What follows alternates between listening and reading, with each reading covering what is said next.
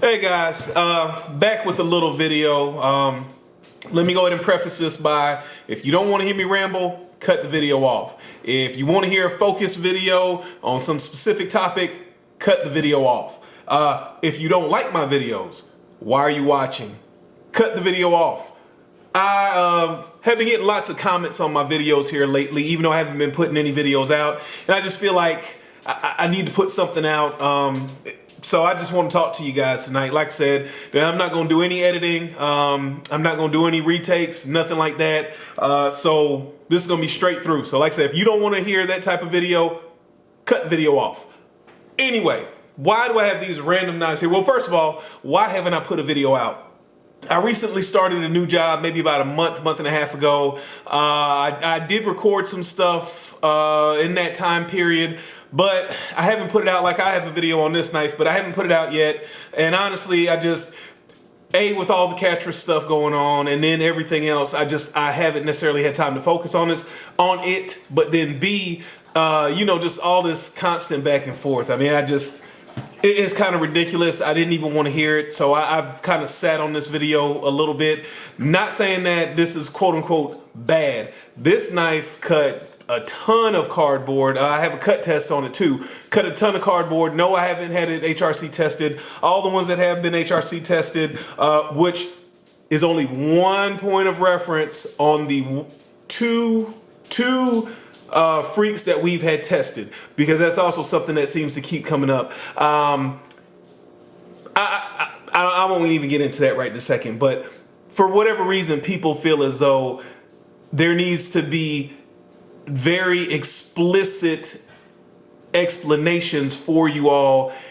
And just to put it frank, I just don't think you all are that stupid. I think you guys can draw reasonable conclusions as reasonably intelligent knife consumers. I'll leave it at that. So this one knife that I have, no, it doesn't have the best fit and finish. No, it doesn't have the best tolerances and everything, but I really enjoy this one knife. That is one example of what Benchmade makes, of one model, and I have one specific one. Matter of fact, here, let me make sure I show it to you guys. It is number 514 out of 200, and you can see I've used it a very good bit here. Like I said, did great. I don't know if I mentioned what the hardness of the knives that we tested were, because I want to make sure I mentioned that that was only 2 knives at most, and not this one as one of those. So I have no idea what this knife here, particularly what the hardness is. And that is only one reference point. There are other things that go into that. So this right here, this one knife I have cut with and used, but I have not had it hardness tested. There have been 2 other out of thousands that have been tested, and they were right in the mid 60s, like 64, 63, 64, if I remember correctly. Like the knife a lot. I have the video. I'm going to put it out. Like I said, I just really didn't want to even hear it at the time, but I'm not going to hold up my content for everybody else. So that's the reason this knife is out here. Now, and this is what I carried today, by the way. Like I said, a little bit rambly. I don't have a script. I'm not re-taping this, so re-recording this, so you get what you get. Man, when these 44 gun stock jacks came out, I was on the fence about picking this model up, but I am very happy I did. This brass is taking a nice patina. There are some pepper spots. I don't know if it'll catch it on here. I think there's too much of a glare, but there are some pepper spots here and there. I don't care. I really enjoy this knife. It's got a great walk and talk. It's got lots of heft because of that brass.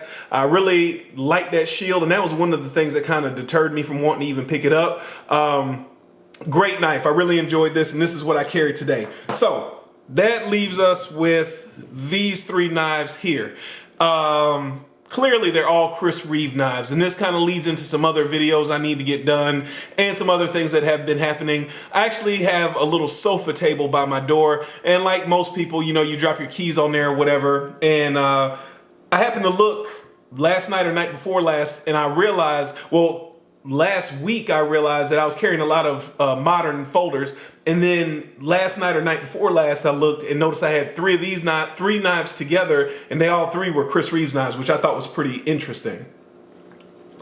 Well, this knife here, and if I'm sure you guys have seen the video, if not, you can go back and find it in my Chris Reeves playlist. By the way, I have lots of videos. If you guys have a question about something, or you're interested in seeing something from a specific brand you know that I buy and I like, there is a playlist for it 9 times out of 10. There's a video for it in a playlist 9 times out of 10. Just pop back there and check it out. You guys let me know. I mean, I've got some older videos back there that I'm sure people didn't necessarily see when they first came out, when my channel was much, much younger. If you guys want to see me redo some of those, I'll have no issue with that. Just mention it down below. But anyway, I did a video on this knife because I had an awesome customer service experience with Chris Reeve knives and Omaha Omaha knife.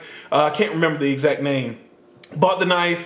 It really basically wasn't functional out of the box. They contacted Chris Reeves. Chris Reeves sent me the prepaid shipping label, sent the knife in. Also, right before that, before the day this one arrived, I shipped this one off to be sent in to CRK for some engraving.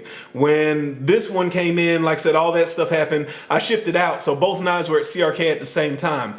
They ended up fixing this knife. I had to wait a little bit on this knife, but they expedited my engraving and they shipped them both back to me for free. So if you guys aren't aware, if you send a knife in for engraving, it is $17.50 return shipping on your knife. So they saved me $17.50 off the bat. So I was very impressed with that. But all that being said, I have not put a video out on this. Several people have asked me about it. This is in the queue. This is one of the next videos up.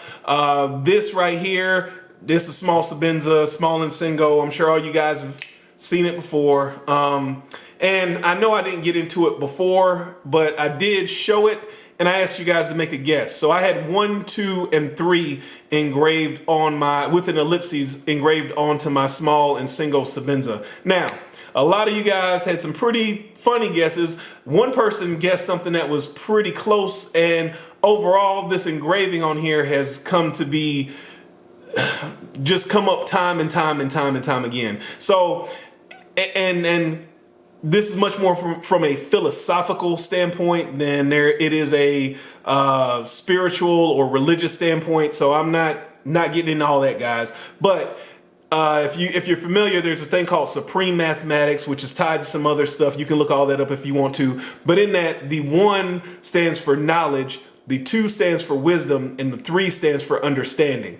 I put these on here, these numbers on here, because they're the building blocks of everything. If you don't have knowledge, you don't have wisdom. If you don't have wisdom, you don't have an understanding, a working understanding of things. And in life, if you don't have knowledge, wisdom, and understanding, you're really out there lost. And unfortunately, it seems like the more we try to build a knowledge base, the more apparent it is that knowledge base is lacking. And if you don't have knowledge, which is the one, the wisdom and the understanding, it's just not coming through. So like I said, I'm just seeing that that's more and more appropriate every single day, but that's what that's about. And over here, this is my Umnandi, and I'm probably mispronouncing that. It is in Makassar, I believe is how you pronounce it, ebony wood.